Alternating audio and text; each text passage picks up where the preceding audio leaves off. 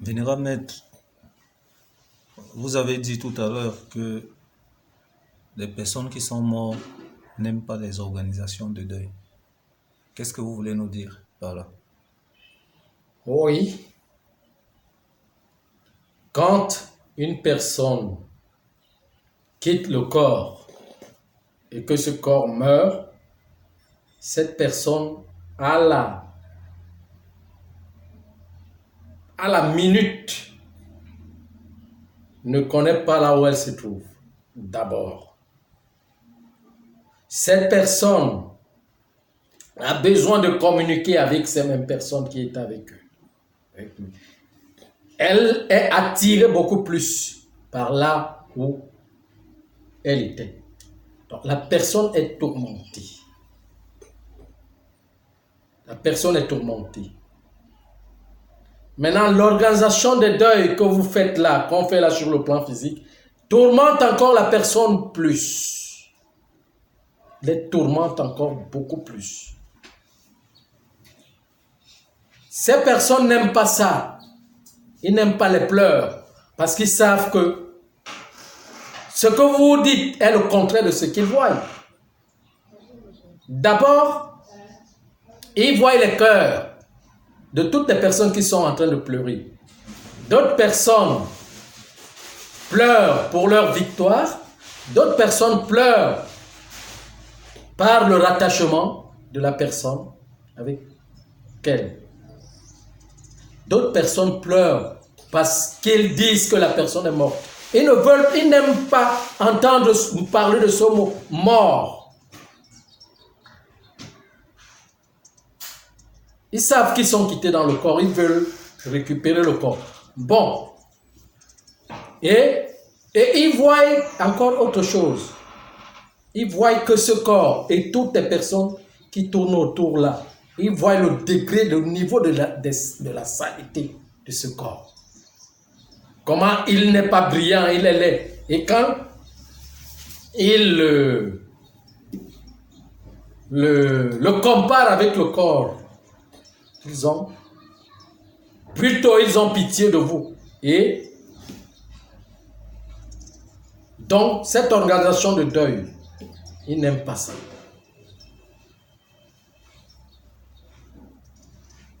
Ils n'aiment pas ça. Plutôt, quand la personne meurt,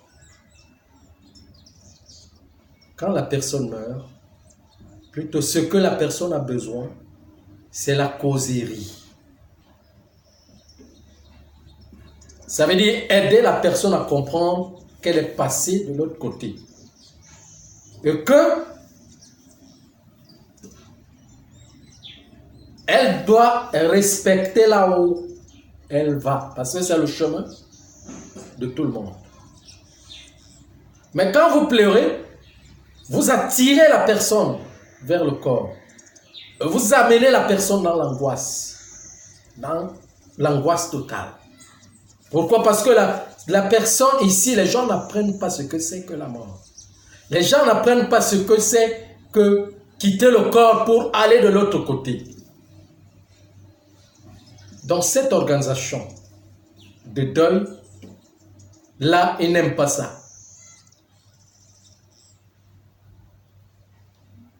Et il y a même des rites et la vente des organes qui se passent autour des corps de personnes qui attirent leur personnalité à être conditionnés par des entreprises, véhiculer des entreprises ensorcelées, de sorcellerie. Parce que leurs organes sont trafiqués. Le cordon ombilical ne se coupe pas avant 3 jours. C'est au 4e jour que le cordon se coupe. Et maintenant, ceux qui font les rites par les organes se rattachent avant ce temps-là. Donc, les personnes peuvent même transiter pour partir, leur personnalité partir ailleurs, pour servir dans des entreprises en sorcellerie. Rester dans l'esclavagisme. Donc cette ignorance-là conduit le monde totalement dans la, comment je peux appeler ça, la consolidation de la sorcellerie.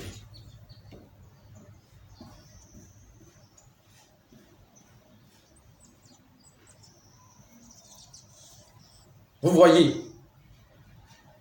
Donc c'est ça. Alors les personnes doivent partir librement et se rattacher de ceux qui sont là-bas. Bien sûr que la séparation n'est pas facile. Mais pourquoi les gens sont séparés? Les gens sont séparés parce que les uns ici pensent qu'ils sont, c'est eux qui sont vivants et les autres sont morts. Ils s'en moquent. Ils se moquent de ceux qui ont la capacité de les aider. Et quand ils s'en moquent comme ça, les autres qui vont partir là-bas, il y a d'autres qui sont là-bas, qui sont devenus violents et ont tourné le dos et ne permettent pas que ceux qui sont partis aident ceux qui sont ici. Pourquoi? Parce que ceux qui sont ici ont de l'orgueil. Beaucoup d'orgueil dans l'ignorance.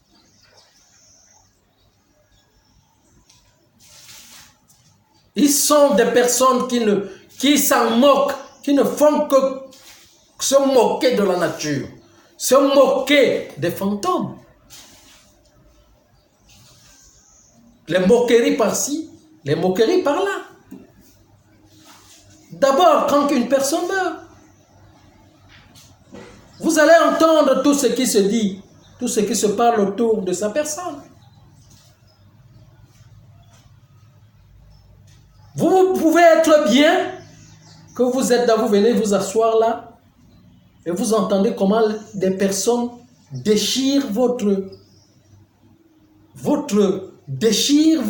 comment je peux appeler ça? Votre mémoire. Votre mémoire, puisque vous êtes devenu le souffle dans la personnalité du corps éthérique. Et ce qui peut bien vous toucher, c'est les paroles. Ce qui vous accompagne bien, c'est les bonnes paroles. Ce qui vous accompagne mal, c'est les mauvaises paroles. Quand les gens médisent sur vous, que vous êtes là, vous entendez, ça vous fait mal parce que vous n'êtes pas capable de dire la vérité de ce qui se passe autour de votre mort. Bon, Vénérable Maître, Oui. est-ce que, en ce moment, donc, est-ce que celui qui est parti, s'il était mauvais sur terre, il aimerait qu'on parle qu'on dise exactement ce qu'il était? Bien sûr. Qu'on ne mente pas qu'il était bon. Oui. Et il n'a pas aussi besoin de mensonges autour de lui. Qu'on dise qu'il était mauvais ou il a fait des choses qu'il n'a pas fait.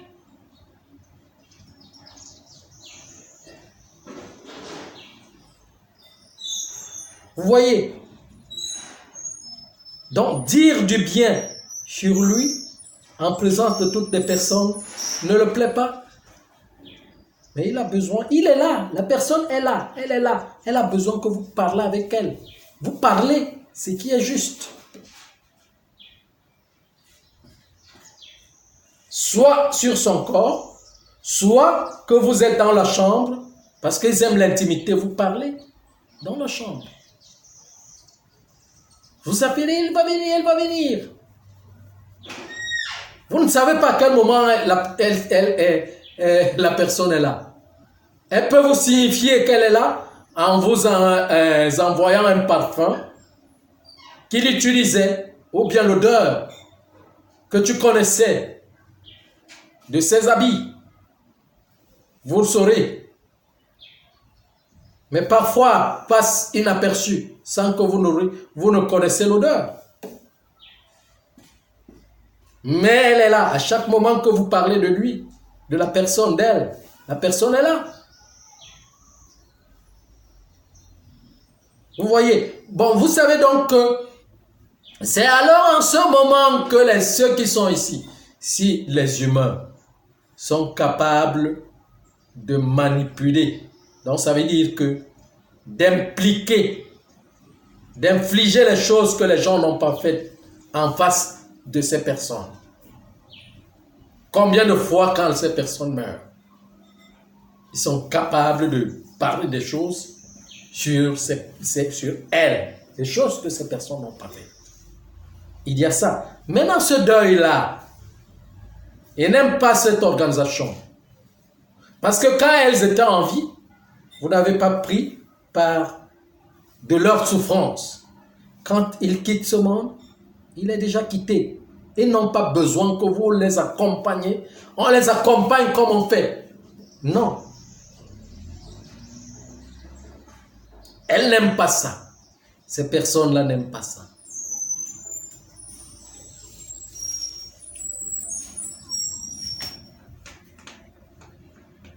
Bon, Vénérable Maître, comment celui qui est parti voit le corps de ceux qui sont restés? Le corps paraît-il beau ou bien laid? Il ne paraît plus comme il le voyait. Il ne paraît plus beau comme il le voyait. Pendant que vous êtes en train de réfléchir comment vous devez faire le deuil, lui il réfléchit à autre chose, à d'autres choses.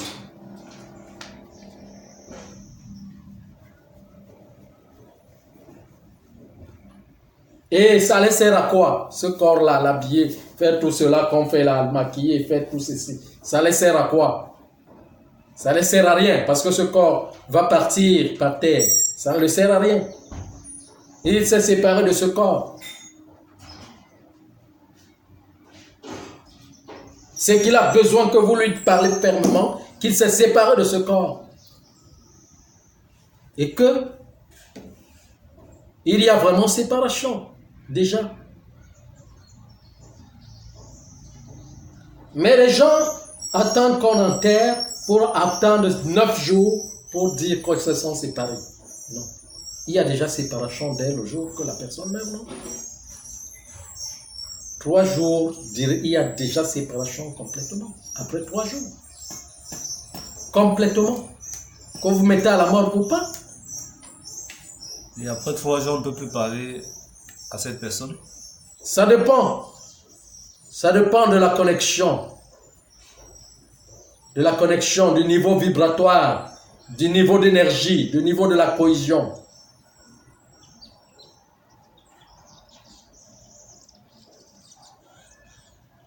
Vous voyez un peu. Donc c'est ça. Mais elle n'aime pas les deuils qu'on organise là. Ces personnes n'aiment pas ça. Vénérable Maître, j'ai encore une autre question. Comment se fait-il que quelqu'un, quand il est vivant, il dit à sa famille de ne pas organiser le deuil quand il va partir et qu'on ne le mette pas à la morgue? Comment se fait-il que cette parole-là agisse quand la personne est déjà partie? Parce que d'autres, quand ils essayent, il y a les... Mais bien sûr, parce que c'est la volonté de la personne. C'est sa volonté. Les personnes éveillées, les personnes qui connaissent que ce n'est pas important, ils veulent que ça se passe comme ça. Mais ceux qui sont ignorants n'ont pas dit ça, ils ne peuvent plus. Au moment où ils disent déjà que non, ce que vous êtes en train de faire n'est pas important, personne ne comprend plus. Ce que vous êtes en train de faire sur mon corps là n'est plus important. Je ne suis plus dans ce corps. Hein, si vous voulez me parler, parlez-moi directement. Moi, je suis en train de vous parler. J'entends tout ce que vous dites. Mais vous n'entendez pas ce que je suis en train de dire. Vous êtes en train de faire là. Moi, je n'aime plus pas ça. Vous n'avez pas été conscient ou initié sur le plan physique pour connaître cela, pour le dire avant de partir. Maintenant, quand vous allez, c'est en ce moment-là qu'il commence à le dire. Non, ne faites pas ceci. Mais ça s'entend pas. Ça s'entend plus. Vous n'avez pas. C'est lui qui a dit. La parole s'est matérialisée. Et quand il parle, il a besoin que ce qu'il a dit, c'est ça qui soit. Ne faites pas le contraire. Parce qu'il a parlé étant dans ce corps. C'est le corps qui agit. Quand il a parlé étant dans ce corps, en ce moment, il peut actionner sa personnalité avec ce corps pour faire des mouvements sur le plan physique. Mais c'est lui qui a ignoré totalement, qui sait que tout ce qu'on fait là, c'est bien. Et il dit que non, quand je vais mourir, que mon enterrement soit bien, et manger et tout, organiser mon deuil. C'est ce qui va se passer. Organisez bien mon deuil. Mettez les millions, organisez bien mon deuil. C'est ce qui va se passer. Mais c'est lui qui dit que non, ne faites pas. Ne faites pas. Bon, c'est dans le corps qu'il a parlé. Ce corps qui est mort qu'il a parlé. Et ça reste.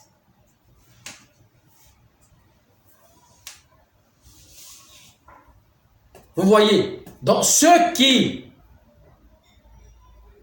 enterrent bien,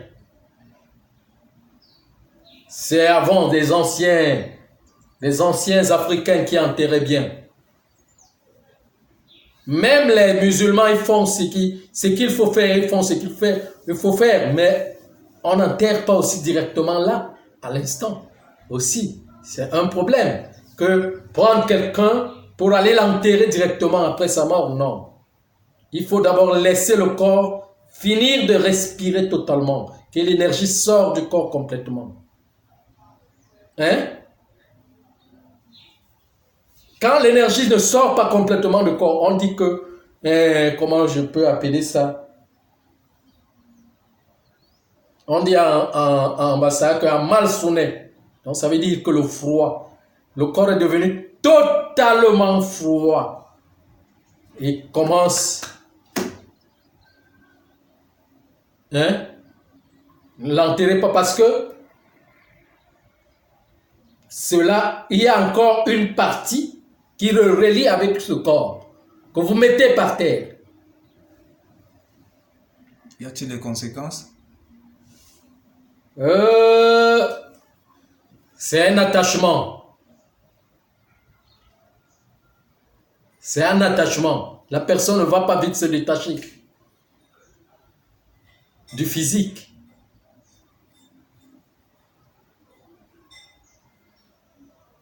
Aller mettre encore à la morgue, c'est encore une autre fermeture. Un empoisonnement. Bien sûr que le corps va quitter totalement, mais ça va quitter avec d'autres ondes. Vous voyez? Avec d'autres ondes. Totalement. Donc, on laisse le corps respirer totalement. Donc, ça veut dire que l'éther d'énergie quitte totalement du corps. Même 24 heures. On prend soin et on parle à la personne. On ne devrait pas rester là pleurer. C'est pas bon. Non, c'est pas bon de rester autour d'un corps, commencer à pleurer. C'est pas bon du tout. C'est pas bon du tout.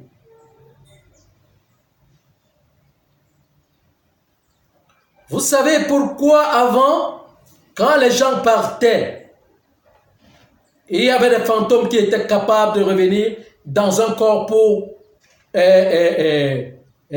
comment je peux dire, pour prédire certaines choses. Vous savez pourquoi? Parce que quand il était couché, les gens l'entouraient, les anciens l'entouraient, et le parlaient, il respirait complètement, et parlait à ce corps. Il le parle comme une séparation, une causerie, d'une séparation, sans pleurs. C'est lui dans la maison, dans la chambre. C'est lui qui veut pleurer, sort.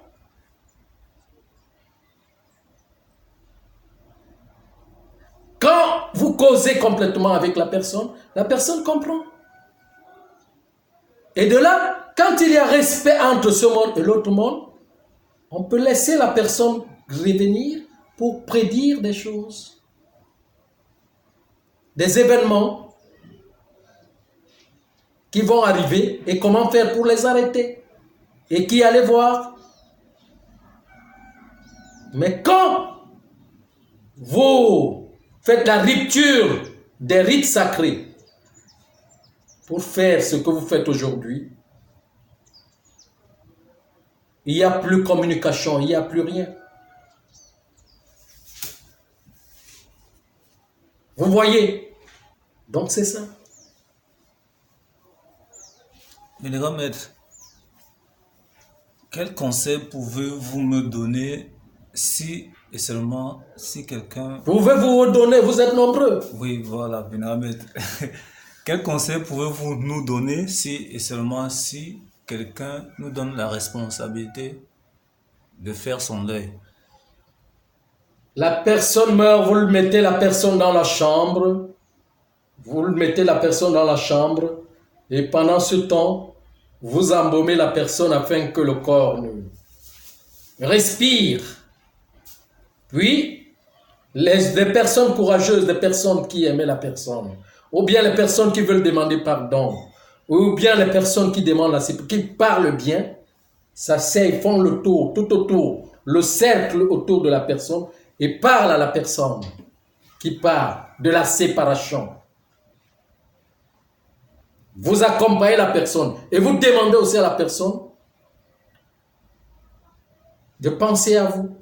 Parce que vous aussi, c'est votre chemin, comme il va.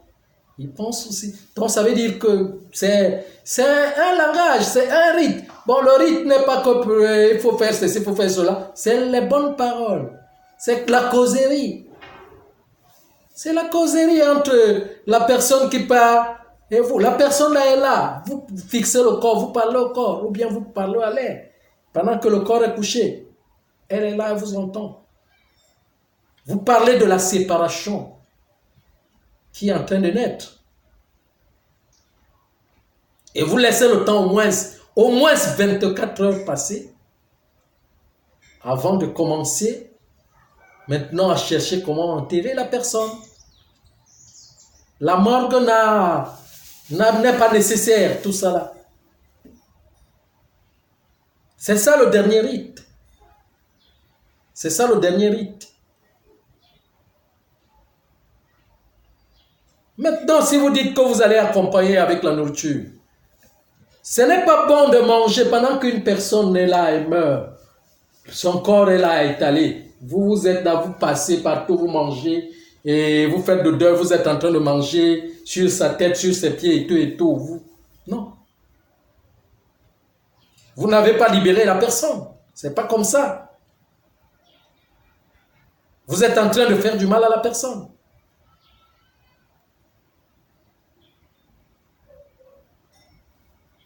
Mais ce que vous appelez, ce que les Bassa appellent beau, donc ça veut dire que laver les mains, qu'ils font au 9e jour après l'enterrement, c'est ce qui doit se faire pendant 24 heures. Aux 72 heures que la personne est là. La séparation.